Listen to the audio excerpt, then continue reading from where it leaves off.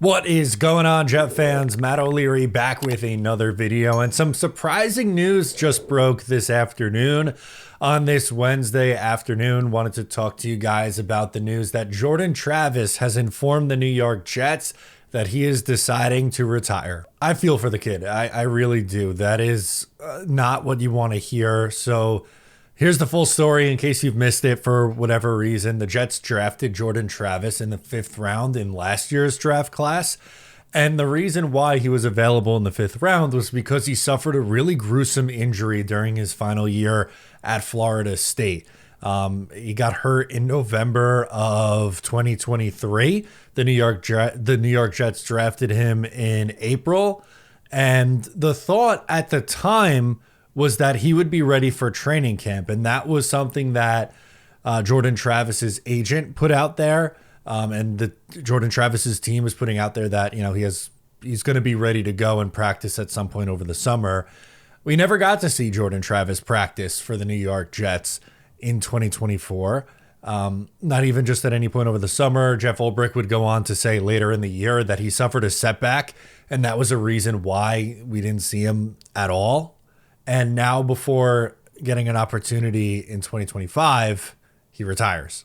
And one would have to imagine that the setback to this really gruesome injury is ultimately the decider here. And I just feel for the guy. Like, it's just, really unfortunate, right? Like, this kid had a promising career playing for a really damn good football team at Florida State in 2023, gets hurt. Florida State doesn't make the playoff because they didn't have their quarterback, and then gets drafted and doesn't even have an opportunity to get an NFL practice out of him, which, stinks from his perspective. And that's obviously most important. I feel for the guy today. But from the Jets side of things too, they drafted someone in the 5th round. And now, again, thank God it was a 5th round pick and not anything like a second Christian Hackenberg style who never appeared in a game for the New York Jets. This isn't on that same level. Unfortunately, though, the Jets used the 5th round pick on a guy who did not practice once. And the injury setback is the part that's really unfortunate in all of this. I was hoping to see him during training camp in this summer just to get an idea of where he's at in his recovery, but clearly the injury is at a point where he's just not going to be able to come back and play football. And that's tough. That's really tough. Again, I feel for Jordan Travis. Now, I would think Brady Cook, who the Jets just signed as a UDFA out of Missouri, is going to have a chance to compete for quarterback 3. You have Justin Fields, you have Tyrod Taylor. They signed Cook as a UDFA. Maybe he's going to be the guy now. I would expect to see a lot of him during the preseason.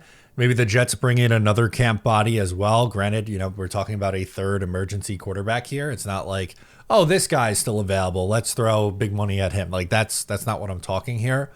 But this does open up an opportunity for Cook himself, who the Jets just signed a couple of days ago as an undrafted free agent. And we might also see a couple other camp arms come. Like, this happens every year. Not that, a guy going into his 2nd season unfortunately retires, but you bring in, arms for camp. Some stick around. Some make the team. Chris Streveler made the Jets a couple of years ago. He was kind of considered a camp arm. Tim Boyle, hand up, I thought was just camp arm, help install the offense, and he stuck around and started games for the New York Jets somehow. So there you go. That's the news of the afternoon. Just wanted to come on and do a quick video on that. Let me know your thoughts in the comments. I'm Matt O'Leary. Subscribe if you're new to the channel, and I'll catch you next time.